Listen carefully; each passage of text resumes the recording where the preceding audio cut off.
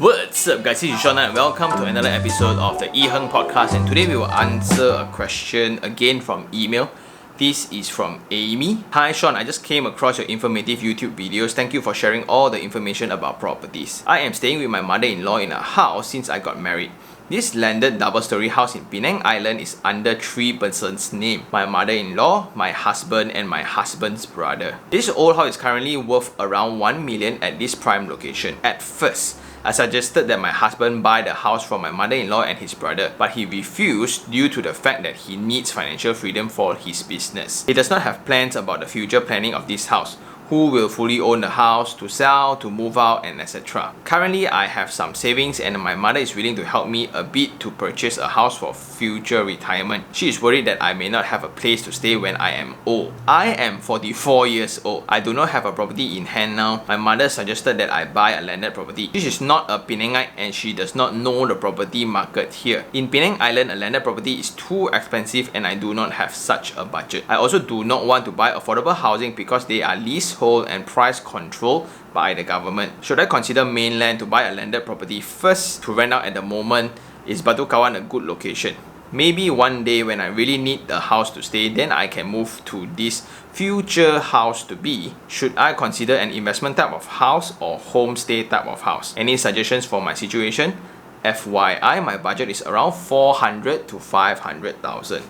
Thanks, Amy. So first of all, Amy, thank you very much for the email. And let me just conclude the questions. Amy married to her husband, staying under this house that is owned by the mother-in-law, the husband, and the husband brother. So the husband don't want to buy over the house or the other person's share because he needs certain freedom to run his business. But Amy here, the mother is still willing to help to look for a landed property around Penang Island, because she worried that in the future got no house to stay whatsoever, right? Then the main question is, what should she do and what kind of property should she find? Several things to point out here, right?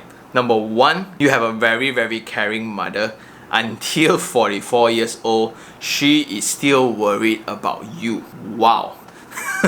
Aren't mothers just awesome? But that also verifies the theory that I always talk about in the channel, which is terrace house or landed house will forever be the nasi lemak property of Malaysians. We will always generally look for landed, which can be sometimes right or wrong depending on intent. The second thing to point out, on the pathway to financial freedom does not necessarily mean to own a property. This is personal opinion. A lot of people think that buying a property can definitely make a lot of money, that you can just buy and flip, basically don't need to work.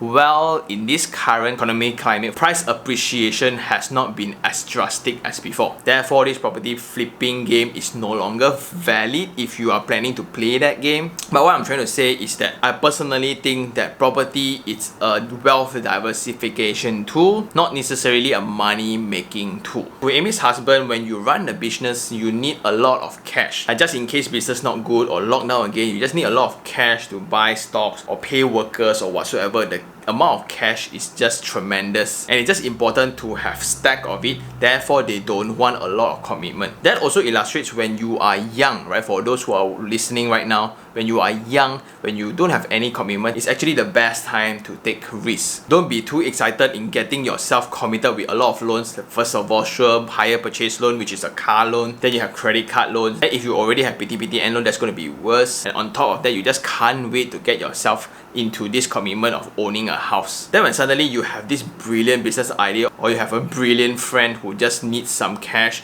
to joint venture with him, you got no choice. You cannot participate because your hands are just tied. Anyway, coming back to Amy's case, the frustration of her is that within Penang Island, landed property is scarce. Therefore, the price is around 1 million, 1 million plus at least. And in Penang Island, there's this wave of development for affordable property. So it's a product designed for welfare. It's a product for the local Penang people so that they have a place to call home. It's not a tool for you to make money. That's why I do agree that the price are controlled by the government. It shouldn't be just free market. Unlike what we have here in KL, everybody buy and just rent. Then the rental can be double the amount of the installment just because the price is controlled, but they don't control the it's just very frustrating. It's very unfortunate that a tool that was supposed to be a home for the poor is misused by someone else to make themselves rich.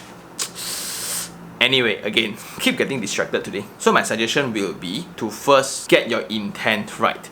Are you planning to buy a house or are you planning to buy a property for investment? Both of these intent have very different consideration for your house, and that will also sway in between Penang Island or Batu Kawan. My suggestion will be to buy an investment property first. When you buy the property, look at two main data points: the rental returns and the past transacted price. It can be in Penang Island or it can be in Batu Kawan. It doesn't matter, just that the size will be different and the return will be different. When you are on this hunt, you know that your property budget is around 4 to 500,000. So now go to Property Guru website, key in Penang Island apartment, price 4 to 500,000, and you will see a lot of different properties across the island. Then you start from somewhere you are familiar with. And then you pick a project, let's say you see, oh, property A, which is around 450,000. Look at the rental price as well. So let's say this property 400,000, the rental is 1,500. Hey, then you somewhat found a gem where the rental can somewhat cover the installment. But please take note that your loan can only take up to 70 years old max.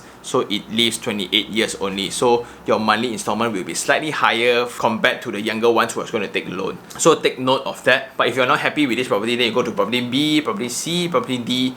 You slowly find until you find one where, okay, rental 1,008, but I don't know why. So the rental can clearly cover my monthly installment, and that's a goal. But then is it too good to be true? Then you go into past transacted price of the property and to look around. Hey, the last transacted is around 2 months ago, which is around 400,000. It's valid. Then halfway through this research, then you will think or you will understand more, right?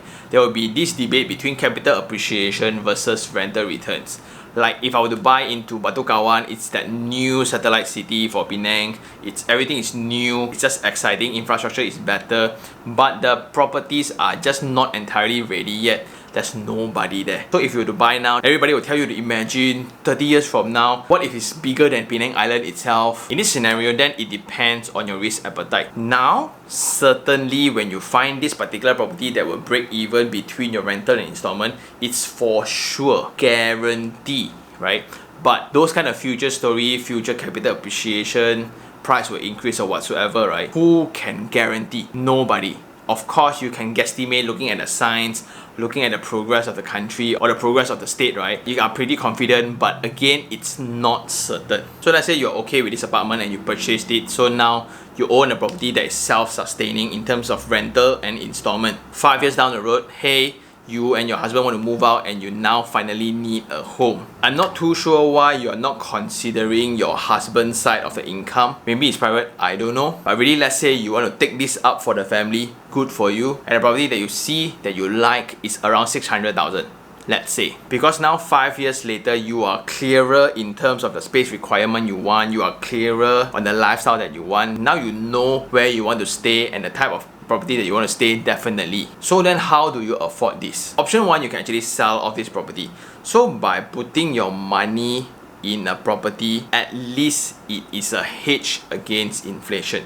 So even if the price increased 5% per year, there's a price hike in accordance to the market.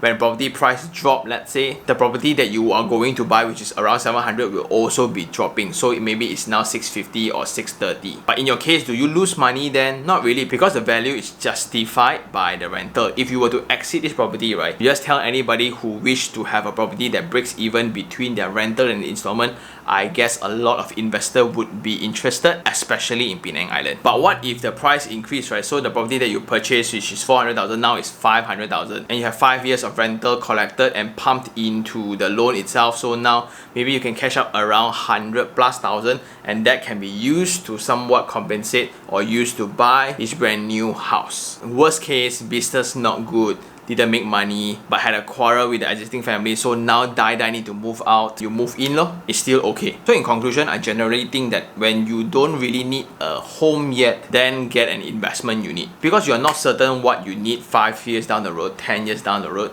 But then buy something that is certain today, a property that can self-sustain in terms of rental and investment, cover each other, then and let equity build across the time when you are still waiting to see what you like or where you will be. From the time you purchase the property, time will then be on your side because you're leveraging on your tenants' time, you're leveraging on the bank's money, literally putting time on your side. Then you're not so kanchiong when you want to look for a home, right? Let's say worst case scenario, move into this investment unit. But the biggest question of what if property price drop, Sean?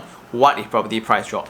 The two data points to somewhat mitigate that risk again is past transacted price of the property and the rental rates. As long as the rental rates of the apartment can cover the installment and the property price is not too far off the market price, the odds of the price of this property dropping very little. Still possible because maybe there's tsunami leh, there's war leh, there's flood leh, who knows, right? But besides all those normal market situation, is pretty much in control. Like I always say, make informed decisions, take calculated risk. And with that, thank you very much, Amy. It's not too late still starting your very first investment at 44, but I really appreciate you sharing your story with us. And for those who still have any questions regarding real estate, do just email me at taniherng@gmail.com, or you can just DM me on Instagram iherng, or you can also head on to Property Guru's website, go to the Ask Guru segment, hashtag Ask Guru Sean, and your questions will be directed to me directly.